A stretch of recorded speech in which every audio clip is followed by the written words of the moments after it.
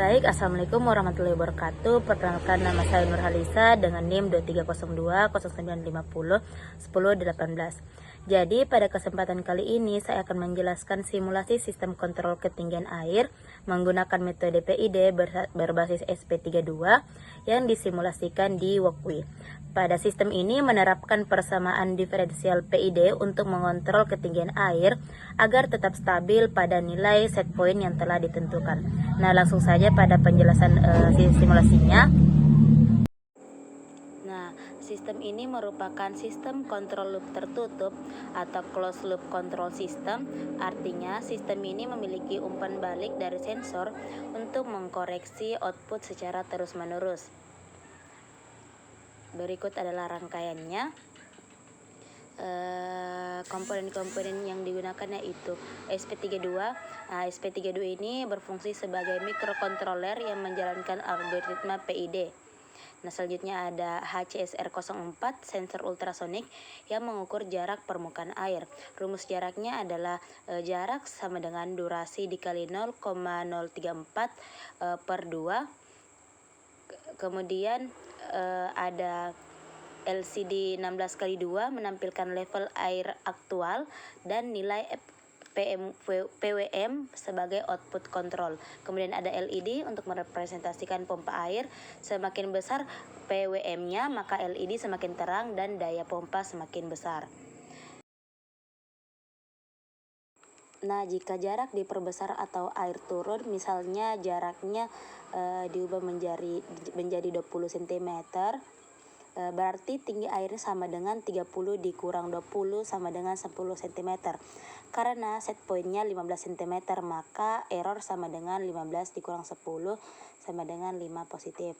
Nah, PID akan menaikkan output, PWM-nya naik, LED-nya semakin terang. Artinya sistem ingin menambah air. Kemudian jika jarak diperkecil atau airnya naik, misalnya jaraknya 10 cm, berarti tinggi air sama dengan 30 dikurang 10 sama dengan 20 cm.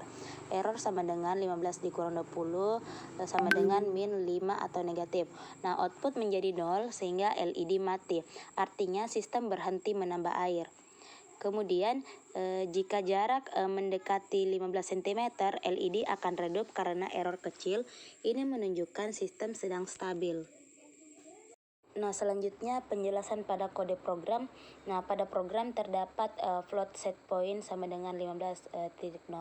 Artinya target tinggi air adalah 15 cm. Sistem akan berusaha menjaga tinggi air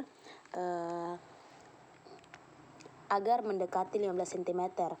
Nah, selanjutnya ada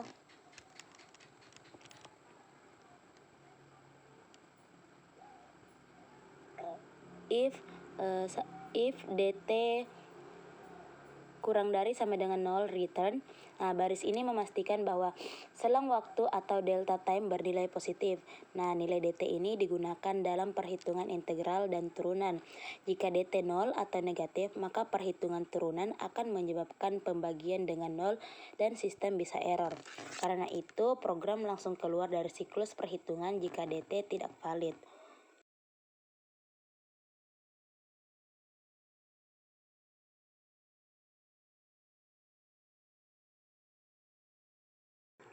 Nah, selanjutnya ada float distance sama dengan read distance. If distance kurang dari 0 return. Nah, di sini program membaca jarak dari sensor ultrasonik.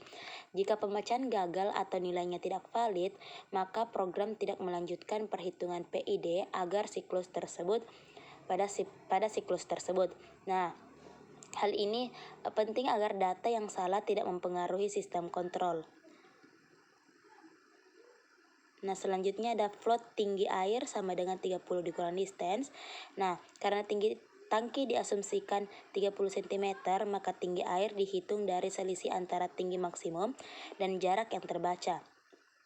Jika jarak besar berarti air rendah. Nah, jika jarak kecil berarti airnya tinggi.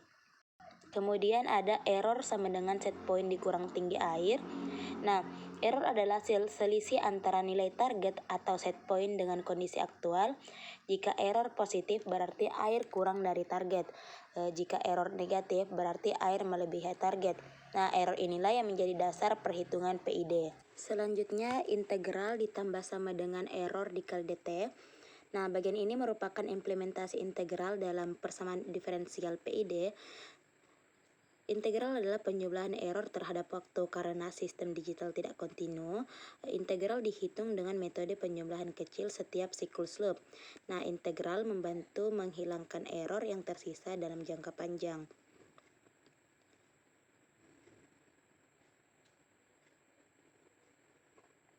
Selanjutnya ada if integral lebih dari 50, integral sama dengan 50. If integral kurang dari min 50, integral sama dengan min 50. Nah, integral ini dibatasi agar tidak terlalu besar. Jika tidak dibatasi, nilai integral bisa terus bertambah dan menyebabkan output selalu maksimum. Kondisi ini disebut integral window dan bisa membuat sistem tidak stabil. Selanjutnya ada derivatif sama dengan error dikurang last error per dt. Bagian ini menghitung turunan error terhadap waktu. Turunan mengukur seberapa cepat error berubah. Jika error berubah sangat cepat, maka sistem akan merespon untuk meredam perubahan tersebut. Tujuannya adalah mengurangi overshoot dan osilasi. Dan yang terakhir ada output sama dengan KP dikali error ditambah KI dikali integral ditambah KD dikali derivatif. Nah, baris ini adalah implementasi langsung dari persamaan diferensial PID. Output merupakan gabungan dari 3 komponen proporsional yang merespon error saat ini, komponen integral yang merespon akumulasi error, kemudian komponen derivatif yang merespon perubahan error. Nah, nilai output inilah yang nantinya dikirim sebagai PWM untuk mengontrol LED atau pompa. Nah, mungkin itu saja yang dapat saya sampaikan. Sekian. Wassalamualaikum warahmatullahi wabarakatuh.